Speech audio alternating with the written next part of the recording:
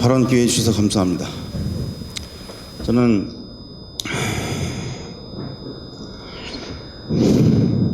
4.16 세월호 참사 진상규명 및 안전사회 건설을 위한 피해자 가족협의회에서 집행위원장을 맡고 있는 예은이 아빠 유경근입니다.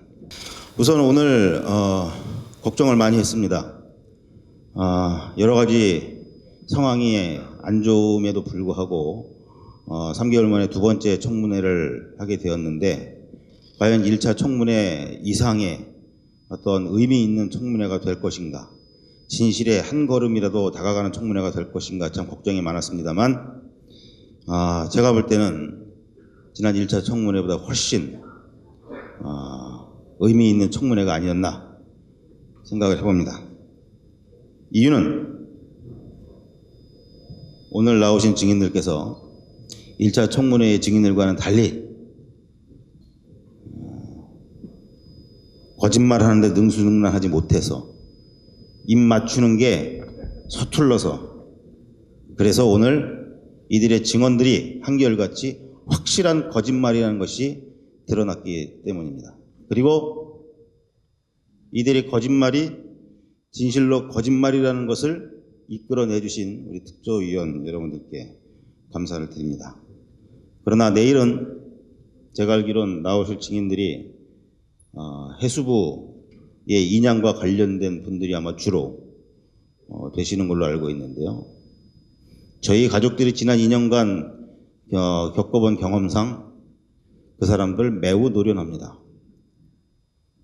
더 오늘 밤을 새시더라도 더 준비하셔서 내일 그동안 철통같이 베일에 가린 채 진행해온 그 인양의 모든 과정에 있어서 잘못된 것 또는 은폐하는 것들 낱낱이 밝혀주시기를 먼저 부탁을 드립니다. 오늘 두 가지를 이야기하고 싶습니다. 전반부에 진행됐던 내용 가운데 항적도, 각종 녹음, 녹취, 이 모든 것들이 그동안 의혹으로 조작이 아니냐, 편집된 게 아니냐, 그동안 무수한 의혹으로 제기가 되었었는데 오늘로써 항적도와 녹음과 녹취 이 모든 것들, 정부가 제시했던 모든 기록과 데이터들은 조작이었다라는 것이 확증된 날이라고 평가합니다.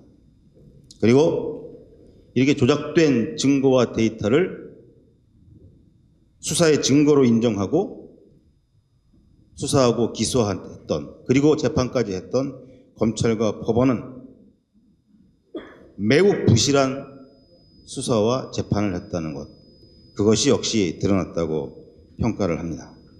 따라서 세월호 참사에 책임을 져야 할 정부의 책임자는 P123정 정장 한 사람뿐만이 아니고 지휘 고하를 막론하고 수없이 많은 사람들이 연루되어 있다. 근본적으로 재수사해야 되고 근본적으로 다시 재판해야 되고, 그것은 여기 있는 선원들도 마찬가지라는 것을 분명히 강조하면서, 그렇기 때문에 지금 당장 국회는, 특히 여당은 특검을 수용해야 합니다. 특검을 통해서 부실하기 짝이 없는 이 검찰의 수사를, 그 한계를 뛰어넘어서 제대로 된, 특조위가 이렇게 열악한 환경에서도 밝혀내고 있는 이러한 사실과 증거들을 기반으로 철저한 특검을 바로 실행을 해야 한다는 것을 다시 한번 요구합니다. 그리고 후반부에 나오신 우리 선원 여러분, 이분들의 증언을 통해서 우린 이미 알고 있었지만 자기들만 살기 위해서 배에서 탈출했다는 것이 확실하게 입증이 되었습니다. 특히 오늘 증언을 한 이분들 말을 들으면서 왜 1등 항해사고 2등 항해사고 3등 항해사고 선장이라는 그런 타이틀을 달고 있는지를 그 의미를 알았습니다. 1등으로 도망 나와서 1등 항해사고, 2등으로 도망 나와서 2등 항해사고, 3등으로 도망 나와서 3등 항해사고, 가장 먼저 도망 나와서 앞선 자 선장. 그 의미를 알게 해주셔서 대단히 감사합니다. 오늘 선원들의 증언, 전반부의 증인들의 증언도 많이 엇갈렸지만 특히 오늘 선원들의 증언은 매우 많이 엇갈렸습니다. 분명히 누군가는 거짓말을 하고 있습니다. 분명히 누군가는 거짓말을 하고 있습니다.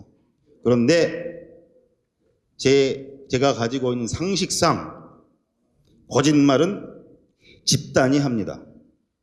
집단 속에서 한 사람이 거짓말하기는 매우 힘이 듭니다. 특조위에서는 오늘 어느 누가 거짓말을 했는지 다시 한번 더 철저하게 조사해서 가려주시기를 부탁을 드립니다. 특히 오늘 새롭게 나온 증언, 왜 그토록 승객들에게 가만히 있으라고, 움직이지 말라고, 대기하라고 방송을 그렇게 해댔는가? 그것이 청해진 해운 선사의 지시였다는 것이 드러났습니다. 물론 저희들은 청해진 해운이 그런 지시를 했을 때 그 뒤에 또 무엇이 있을까? 분명히 의심은 하고 있습니다. 어쨌든 1차적으로 이런 증언이 나왔으니 그 증언의 확실성을 좀 더 높여주기 위해서 특조위에서는 더 철저한 조사와 증거 확보를 해주시기를 부탁을 드립니다. 그리고 질문을 하나 하겠습니다. 두 가지입니다. 이 두 가지 제가 앞선 증인들과 이 후반부의 증인들에 대해서 나름 이야기를 했는데 두 가지 묶어서 두 가지의 질문을 드리겠습니다. 누가 황적도와 녹음과 녹취 등 이 모든 것들을 조작하라고 지시했는지, 그리고 그 지시를 받아 누가 실행을 했는지, 그리고 오늘 나와서 누가 거짓말을 했는지 반드시 밝혀주시고, 지금 이 시간에는 그분들 다 이미 집에 가고 없어서 이렇게 특조위에 요청하는 것으로 첫 번째 질문을 마치겠습니다. 두 번째는 선원들에게 질문을 하겠습니다. 아까 분명히 그렇게 증언을 했습니다. 10분 뒤면 해경이 올 것이고, 그러면 해경이 와서 승객들을 구할 테니, 그래서 우리는 해경에게 맡기고 나온 거다. 재밌습니다.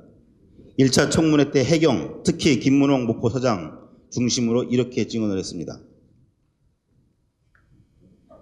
왜 아무도 구조하지 못했느냐는 질문에 그러게 말입니다. 선장이 뭐 했는지, 왜 선원들이 그렇게 했는지 자기도 모르겠습니다. 해경은 선원들에게 모든 책임을 떠넘겼습니다. 그런데 다 맞춰갑니다. 아직 중단하지 마시고 다 맞춰갑니다. 오늘 두 번째 청문회에서는 선원들은 해경에게 책임을 떠넘깁니다. 탁구공입니까 애들이? 그래서 질문합니다. 만일 오늘 선원들이 증언한 게 사실이라면, 정말로 해경이 온다고 해서 그거 믿고 탈출을 먼저 한 거라면, 그러면 그 P123정에 옮겨 탔을 때 알았을 거 아닙니까? 왜 이거밖에 안 왔지? 왜 이 코딱지만한 배 한쪽밖에 안 왔지? 이 많은 450명이 넘는 이 승객들은 누가 구하는 거지? 그 의문 안 가졌습니까? 정말로 해경이 구해줄 거라고 믿고 탈출했다면 당장 도착한 그 코딱지만한 배 한쪽밖에 없는 거 두 눈으로 보면서 저 안에 있는 승객들을 어떻게 해야 될지 왜 문제 제기 안 했고, 왜 퇴선을 하라고 지시했다고도 하고 지시하려고 시도까지 했다고 하면서 왜 해경정에 올라타서는 그런 시도 안 했습니까? 거짓말이겠죠. 사실이라면 왜 그렇게 먼저 도망 나가서 그 다음 반드시 상식적으로 해야 될 조치들을 취하지 않았는지, 그에 대한 답을 다시 한번 듣고 싶습니다. 이상입니다.